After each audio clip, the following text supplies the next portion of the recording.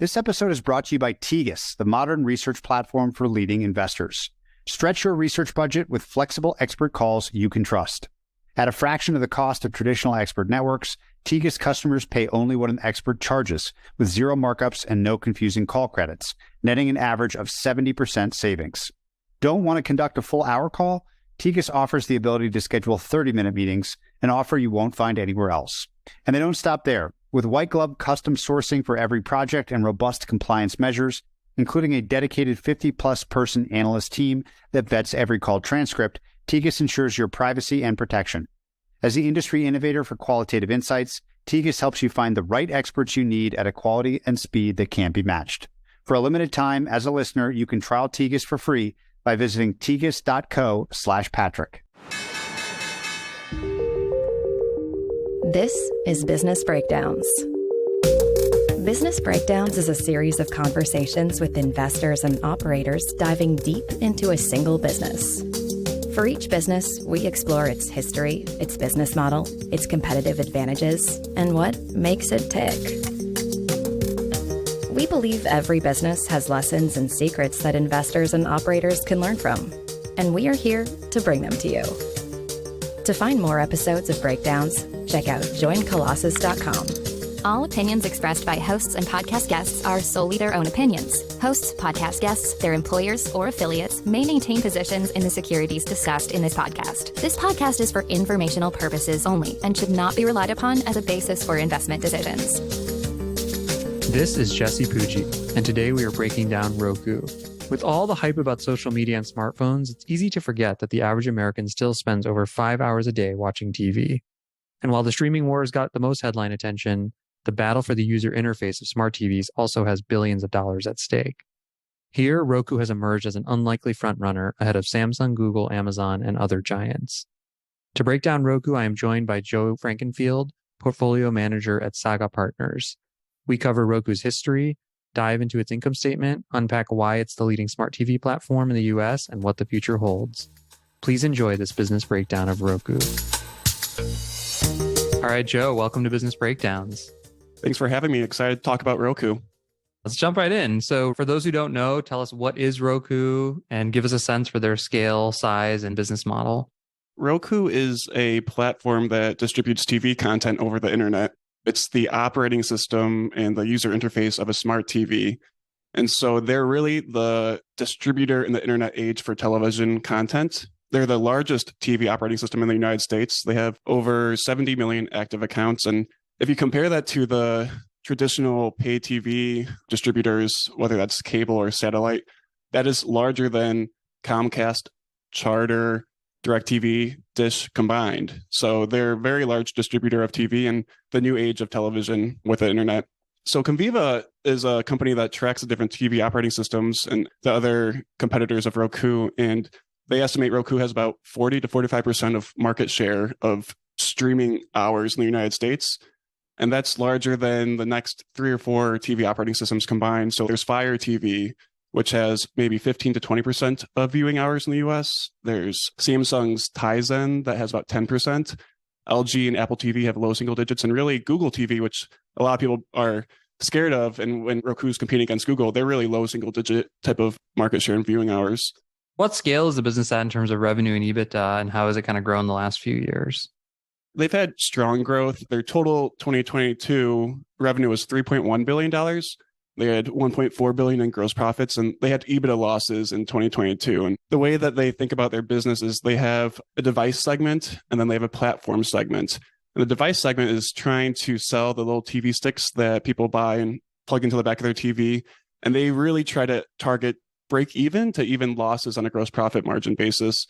The platform segment is where they monetize the active accounts. That's been the growth that you've seen in the revenue over the last 5 or 6 years. You describe it as distributor and almost a new cable, which I want to go into later. But just for the time being, what's the history of Roku, major milestones, and even maybe to the extent you can speak to the evolution of streaming, as I assume that they're interrelated, interwoven. I'd love to hear, how did this all come to be? It's probably good to start with the story of Anthony Wood, because he's the current CEO and the founder of Roku. And he's been in the TV space over the last 20 or 30 years and really into the software and hardware computing space. In high school, he programmed computer games back in the 1980s. He started a software hardware company in college and ran that after college, sold that, and then really where you get closer to the Roku story is he's the inventor of the digital video recorder, the DVR, and he started a company called Replay TV in the late 90s. And that was a big innovation for television where you could record television and not have to see it in real time. Unfortunately, he lost out to TiVo in a marketing battle and ended up selling Replay TV in 2001. So then after that, he still wasn't done working. He probably had enough money at the time to retire, but he wanted to see what could be the next step for television. And he knew that internet was going to change the way that media was going to get distributed. So he started Roku in 2002, and that was before they started selling the dongles or TV sticks on the back of your TV. But he wanted to create products that would stream content. So they had a music streaming player, and they had another thing that I think posted images and pictures on the TV. But during that time, he saw what the internet was doing to publishing, what the internet was doing to music. And he reached out and met with Reed Hastings at Netflix to talk about the different dynamics that were changing in the TV industry. And at that time, Netflix was still just mailing DVDs by mail. They haven't made the transition into streaming television. Inevitably, he said to Reed, and Reed understood this, was that we're going to have to change our business and we're going to have to be a streaming company. And so Netflix did start their streaming product in 2007. And at that time, you could only watch Netflix over the internet on your personal computer. And at that time, Reed was interested in growing their own Netflix player to help make it easier for people to watch Netflix on their big screen in their living room. And so he hired Anthony Wood to come to Netflix in 2007 and build that out. They were building that during 2007. And in December of 2007, they were weeks away from launching this product. And Reed just pulled the plug on it. And so they had the advertising, they had the distribution, they had the product ready to go. And so they spun out the Netflix player into Roku. So Anthony Wood, and I forgot to mention at this time, Anthony was still running Roku at the time. So he had this company on the side while he was at Netflix. So that was spun out in 2008. And that's really when Roku was starting to sell these. It was called the Netflix player the first year, and then they changed it to the Roku player in 2009. Wow. And so in 2009, was it a dongle, or what did they actually roll out? Was it a piece of software? Yeah, it was like a hockey puck. Probably was a dongle, or at least would become a dongle next year. Netflix was 100% of the content that Roku had in 2008. It was called the Netflix player by Roku. But soon after, they started an app store so that other content suppliers could then go onto the Roku. And so it wasn't a big surprise to Anthony Wood. And this was actually what he wanted when he was first talking with Reed Hastings, was to work with Netflix and Roku to build this. Well, now he could do this in Roku. But it was obvious there was a conflict of interest between Netflix, who is trying to be a supplier of TV content, and what this device would be, which would be a distributor of it. So the reason why Reed pulled the plug on it was supposedly he spoke with Steve Jobs at Apple, and Steve Jobs was not interested in having Netflix on the Apple TV, which was one of the few smart TV type devices at the time. And Reed realized this was going to be difficult to really get Netflix on all the different devices. And really, Roku wanted to be an aggregator of all the suppliers. So it makes sense that they split up and was spun out. Netflix had invested, I think, maybe $5 million into Roku, and then also had maybe a quarter of the equity at the time. But Netflix shortly after sold their equity as to not be seen as having a conflict of interest. It was software powering the various pieces of it. How did the content landscape evolve maybe during the 5 or 10 years that came after it became a device? Not specific numbers, but Hulu and all these other services, how did they start to evolve? Because aren't they critical to make Roku as a device actually valuable? Yeah, definitely. During that time, so Netflix came out around 2007, and Hulu was around the same time, and HBO came out around the same time. Really what Hulu was a joint venture between the legacy cable companies to test the waters into how they would want to transition into the internet age, but it wasn't all in. So it was a joint venture between ABC, Fox, and CBS.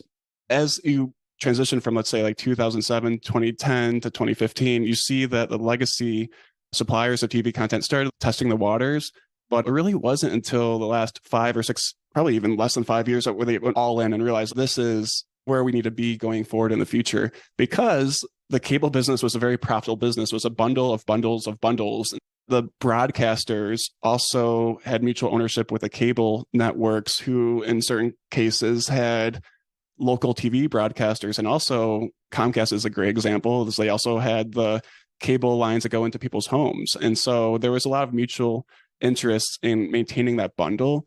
And there wasn't a lot of economics to move over into the internet, because the way that you monetize TV was either through advertising or through subscriptions.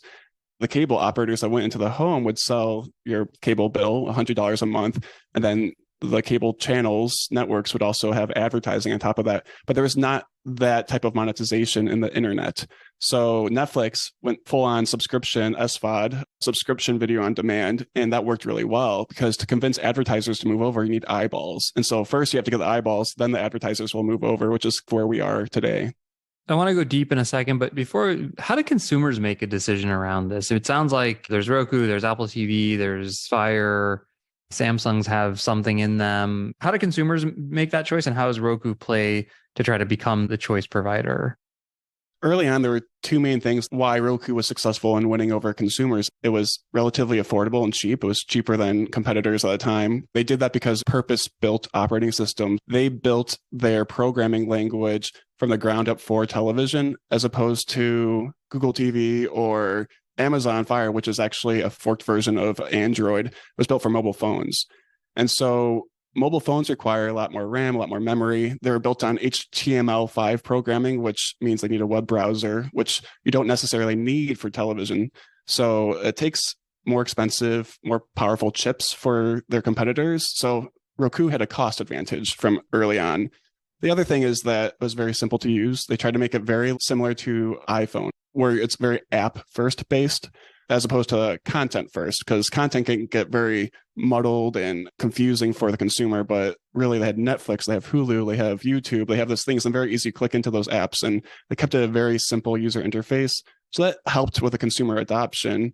Now that we look at the playing field today, that alone is not really going to stay a strong differentiator. And today, Roku has a big advantage where they're the largest one. They have 70 million active accounts, the largest share, at least within the US. And so that's a big advantage just from like a network effect, where content wants to be where the consumers are, consumers want to be where the content is, or there's that two-sided network effect. That's a good question that most people ask, is why does someone prefer Roku over Samsung's Tizen operating system? The data that we have so far shows a lot do. So Samsung has maybe 30% or just under 30% market share of TVs in the United States, but they only have 10% of streaming hour market share. So just taking that, 2 out of 3 people that buy a Samsung are now either buying Amazon Fire Stick or a Roku stick to then go over the Samsung, because the operating systems historically have not been very good, and to this day arguably are still not as good. At least 2 out of 3 consumers that buy Samsung agree with that. The other thing that's interesting is that you look at the overall market, TV space is very price sensitive. A couple dollars goes a long way if you're trying to get that Black Friday deal at Walmart and you're negotiating with Walmart for the $1 cheaper type of TV. Let's go into the P&L of Roku in a little bit more detail. So earlier you mentioned, obviously, they're selling the dongles at break even, then they make a lot of their money from subscription. I think there's advertising is a big part of the business too. So maybe walk us through the major pieces of revenue, major parts of gross profit, and then how you think they're driving growth in those segments. Like I said earlier, their revenues last year were $3.1 billion, and that's broken up into their 2 main segments, which is devices and the platform segment. The device segment, which had maybe around $400 million last year, had losses. And so historically, they try to have it be around break even on a gross profit margin basis. COVID caused a lot of supply chain disruptions where they subsidized those inflationary costs that they experienced. So at a negative gross profit margin last year. The platform segment, which is where they're monetizing their active accounts, it was around $2.8 billion, just under $3 billion. So it makes up the majority of their business, which was not always the case. Now they're able to monetize the viewing hours on their TV better.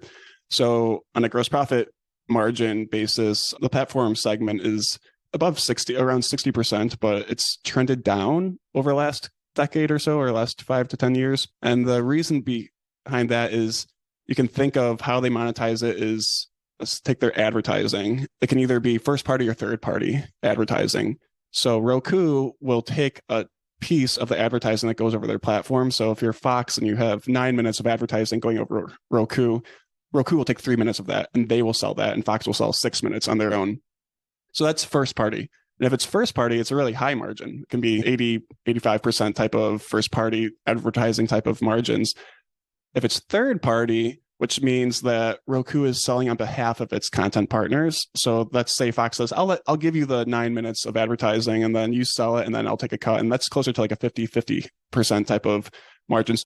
And that's been an increasing part of their business over time, especially as the Roku channel has grown in viewing hours, because in the Roku channel, they manage all the inventory and then they have more of a revenue share agreement. And similar, they also have revenue share for the subscriptions. So if you're spending $10 for a subscription, Roku might get $2 of that. Or if they do the subscriptions in the Roku channel, Roku will recognize the $10 as revenue and then forward on the $8 in COGS, and then they'll have a $2. So it's just an accounting.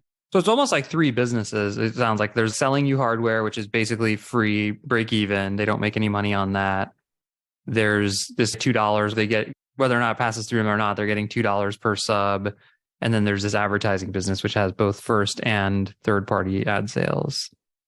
Yeah. And I would even just say that their device business isn't a profit center at all. It never will be, never is what they want to make money from.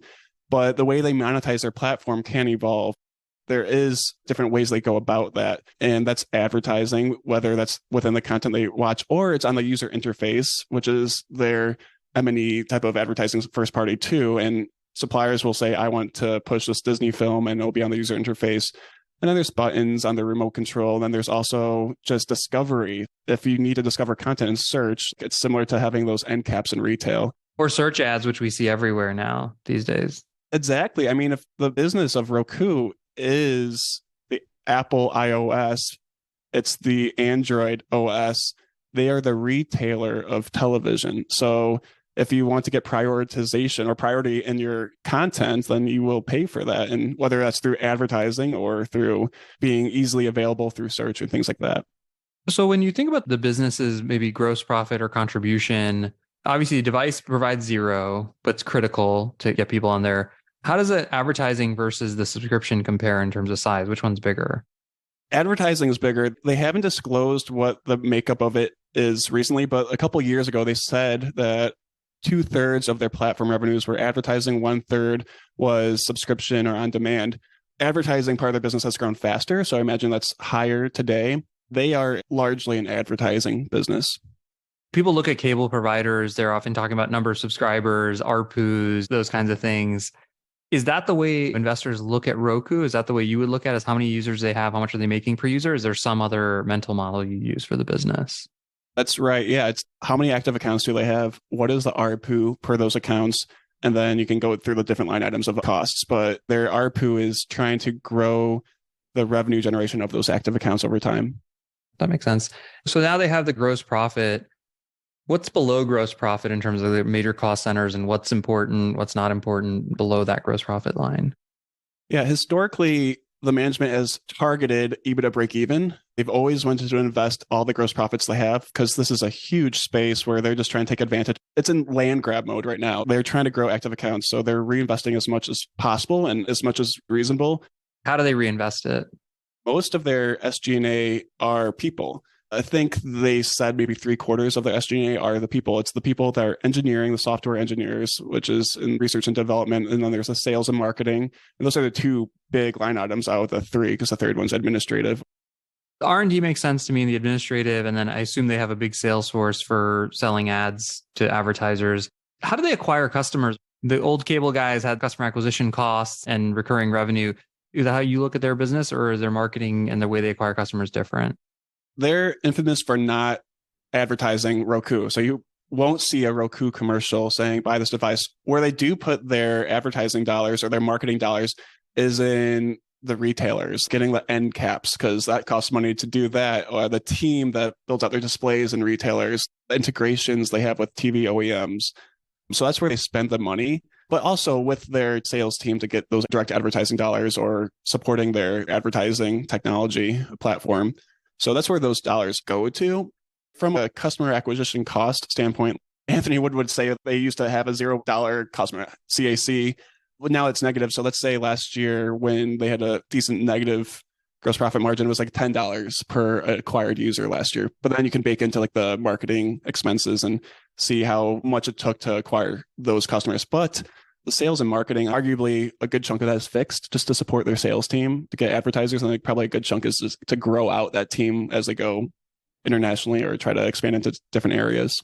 The question maybe that's coming up for me most is why have they won? Is it just price? Do you think be first mover and price? Is that the two things? Or why do you think they're by far the market leader? The simple answer is that Roku has executed really well. I mentioned that Roku has a cost advantage and it's really easy to use, which drove early customer adoption. Roku did benefit from being early, but they actually weren't the first mover. The first mover was Apple TV, which launched in early 2007. The reason why Apple TV struggled was that they had a higher price point. They were about $300 at the time, and they limited the number of apps that were on their device. And then Roku launched about a year or so later, and they were maybe $100 at the time and were really good at getting all the available content on Roku and being very easy to use, which drove early customer adoption. A couple of years after that is when Google and Amazon entered the streaming device space. So Google came in with their Chromecast, and they didn't have as much success because it was much more of a mobile-focused device where they didn't come with the remote control, and you really had to control how you access content through your phone, which customers didn't really like as much. Amazon came with their Fire TV stick, and they did have a lot of success. They had a low price point. They were well integrated in the Amazon ecosystem. And so they did win a lot of adoption. And if you fast forward 10 years from there to the present, the streaming device space is split between Roku and Amazon Fire, with each having about 40% market share in the US. And then the remaining 20% of the market share is really split between many different players. What's happening now is that the TV operating system is being integrated into the actual hardware of the TV. So while streaming devices initially enabled TVs to connect to the internet, TV operating system battle is moving on to being in the TV itself.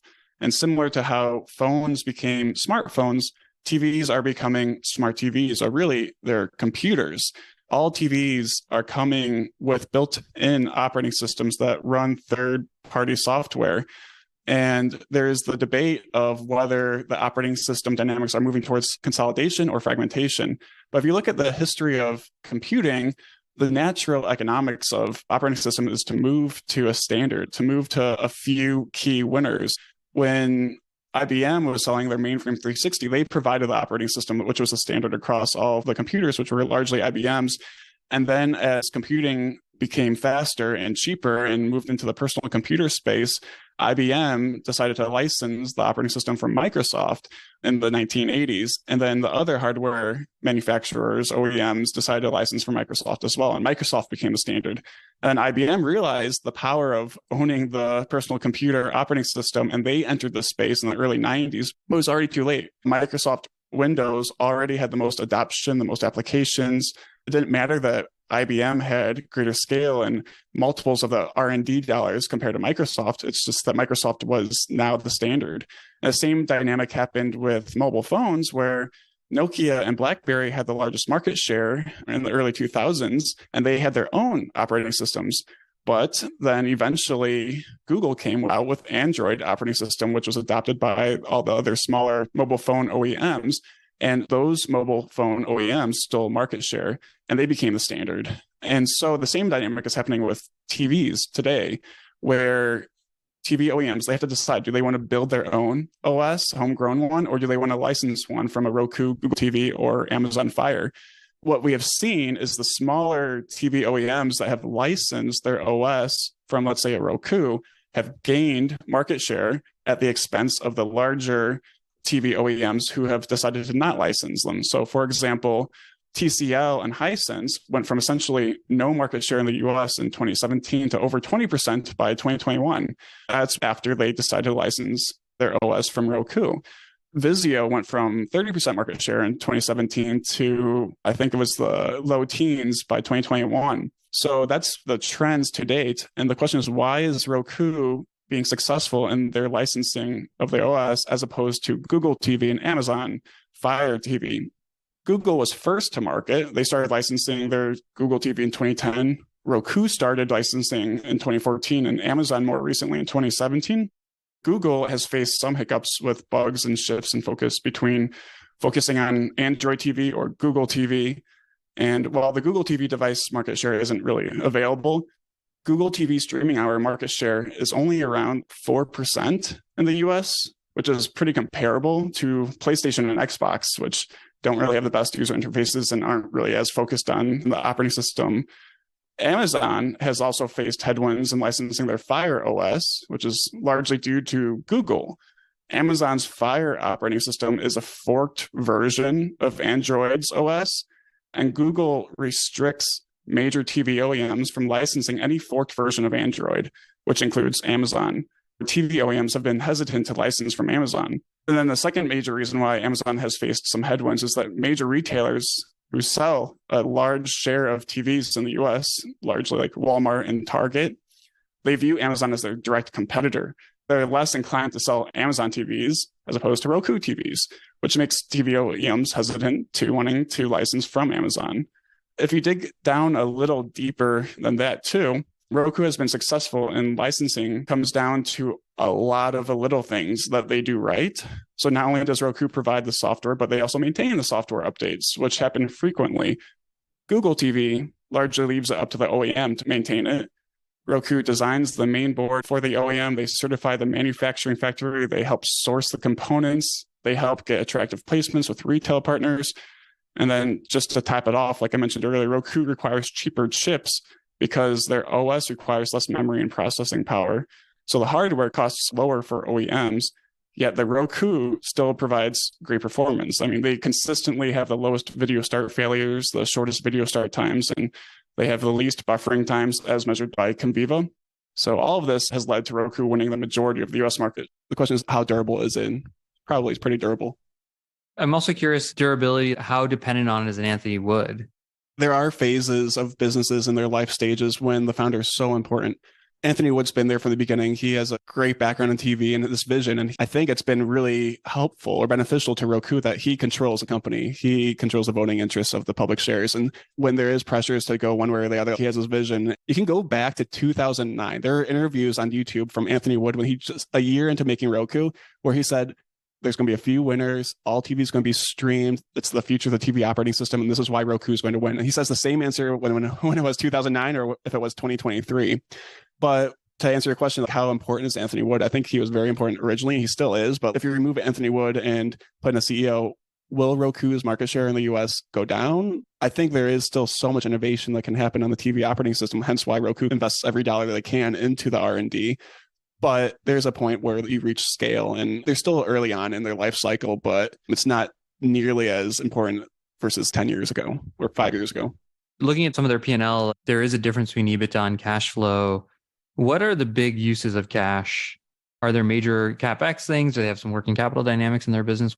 There really isn't a big working capital component in selling streaming services or licensing their OS. Most of Roku's expenses are salaries paid to their employees in R&D and sales and marketing people, which make up about 3/4 of their total costs. Very little of the software development is actually capitalized and it runs through their P&L. The key difference between EBITDA and operating cash flow comes from the timing of payments with content assets, which are acquired for the Roku channel. So they launched the Roku channel in 2017 as a way to aggregate content that would be free to watch for viewers and monetized through advertising. Initially, they had licensing agreements, which with content partners. So the cost of that content showed up as a variable expense on the income statement. But as the Roku channel has gained more scale, I think it reaches over 100 million people now.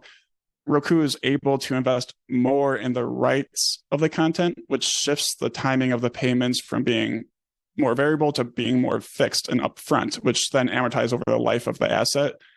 So if you look at Roku's cash flow statement, there's a big line item for content assets, and then there's another big line item for amortization of those content assets. And over the last 2 years, those line items have grown. I think in 2022, there was a use of cash of maybe $80 million. Maybe it was the use of cash of $100 million in 2021. So that's probably the biggest discrepancy between EBITDA and operating cash flow.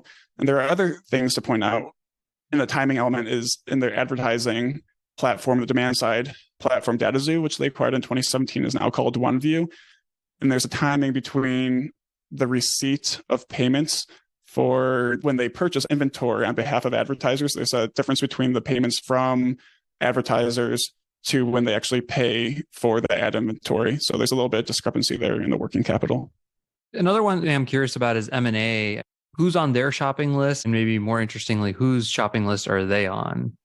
In the past year or so, there's been a lot of headlines or talk about Roku selling to, why doesn't Roku sell to Google or sell to Amazon? And they have. I mean, in the past, there were rumors that Amazon tried to acquire them. I forgot what year that was, but it was before they were public. It would make sense for Samsung or something to acquire Roku. But Anthony Wood has said this consistently, is that this is such a huge opportunity. There's 1 billion broadband households across the world, and there's maybe 120 million in the US, and the Roku focused in the US, but this is such a huge opportunity, and all TVs can get streamed.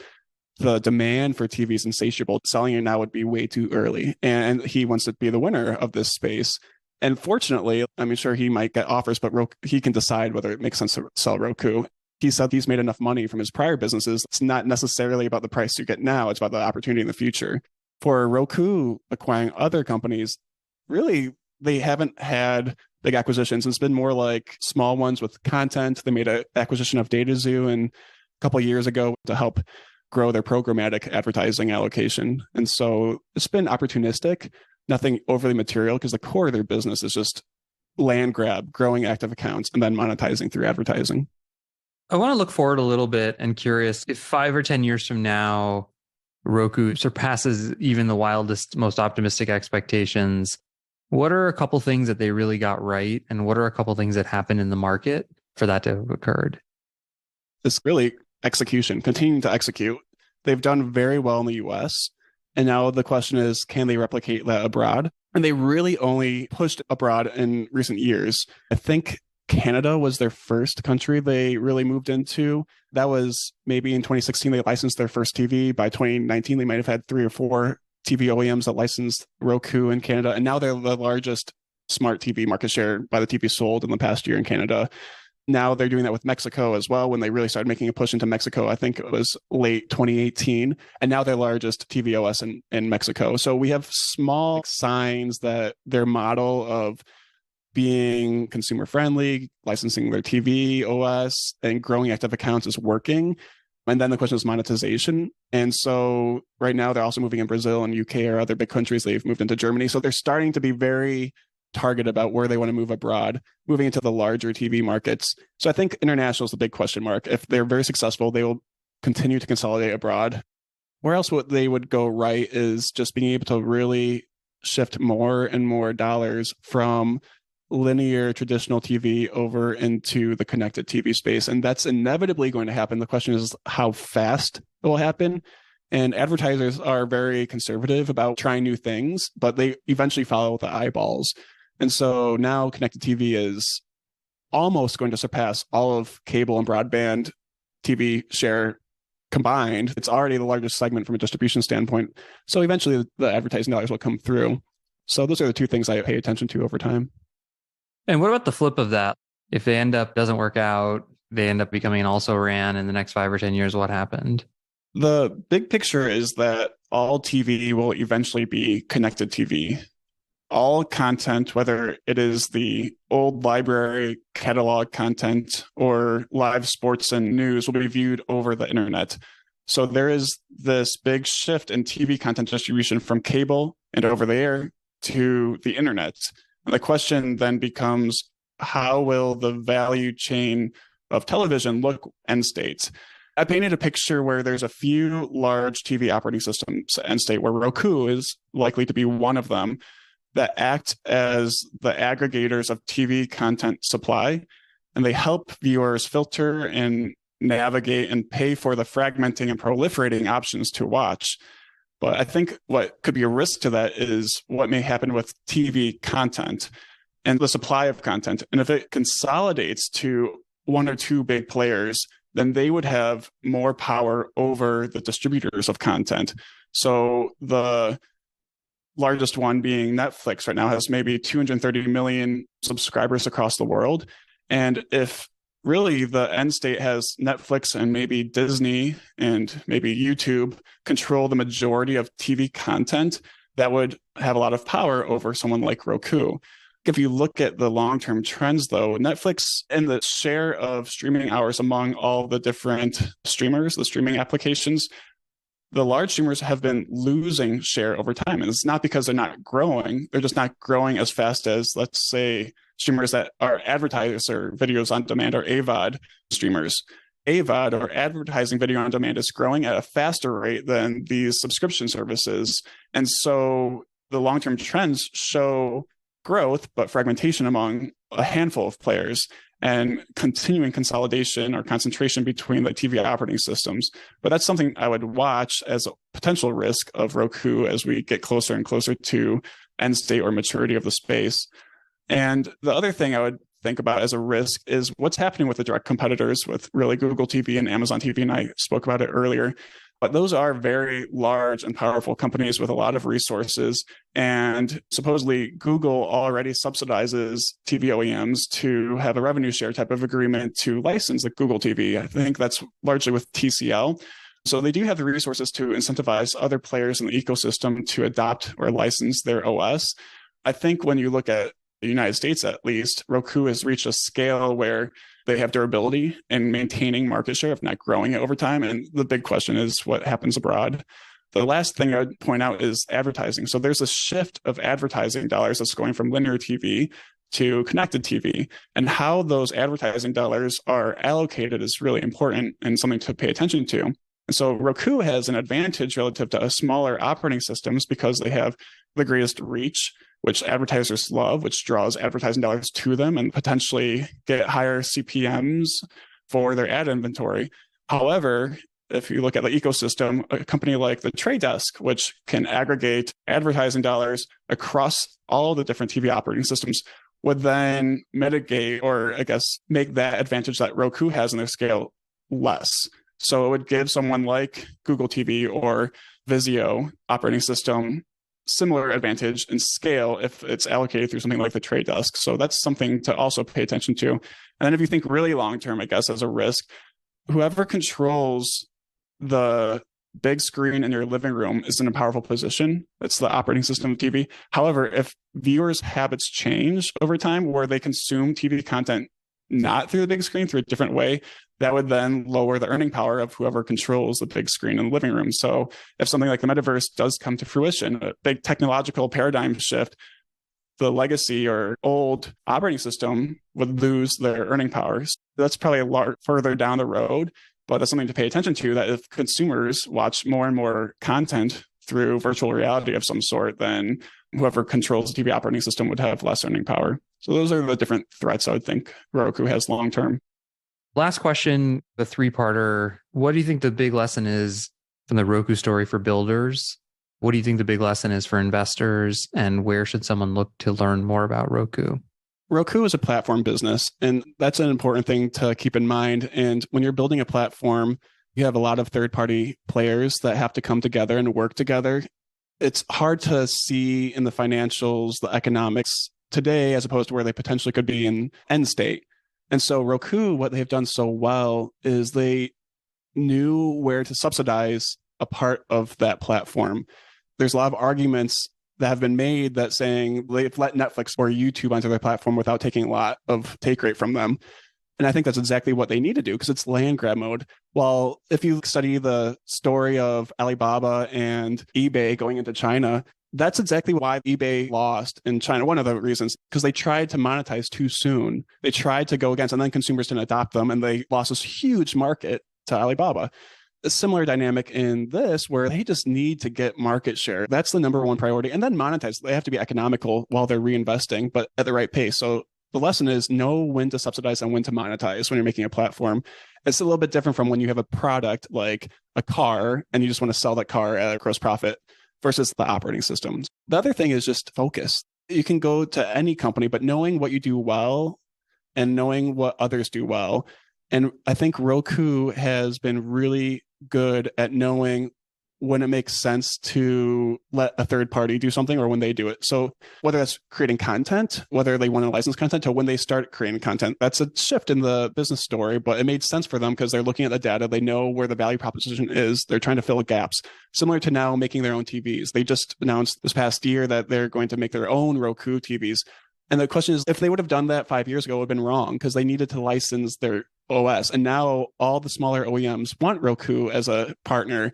But if you take it from Vizio's standpoint, Vizio started as a hardware company, and then they got more into the operating system because they saw the opportunity, but they approached it from the hardware perspective. And what competitors want to license a direct competitor? Well, now from a Roku standpoint, all the small OEMs are generally licensing Roku, but Roku sees pockets where they might need to invest in certain areas within the hardware or get into the higher end TVs like the Samsungs, where there is not many Rokus to fill that need. And where would you guide people if they want to learn more about Roku or this category in general? There's nothing like reading past filings and earnings transcripts. And there are numerous interviews with Anthony Wood all the way back to the earliest days of Roku. And I think to learn more about the overall space, I found the book, The Business of Media Distribution, to be really helpful. It's long, but it's helpful. And then to learn about how media has been really impacted by the internet and the digital age, the book Media in the Digital Age is a great way to learn about the changes the media industry is facing. And one author, Amanda Lotz, she wrote some books about this topic. One that was really helpful was We Now Disrupt This Broadcast. That's a good way to learn about the space. Well, Roku is a fascinating story. You wouldn't appreciate how they've got this three-way network effect going between the equipment manufacturers, the content, and consumers. And so thanks for coming on the show today and breaking it down for us. Thanks, Jesse. It was great to be here. To find more episodes of breakdowns ranging from Costco to Visa to Moderna, or to sign up for our weekly summary, check out joincolossus.com. That's JoinColossus.com.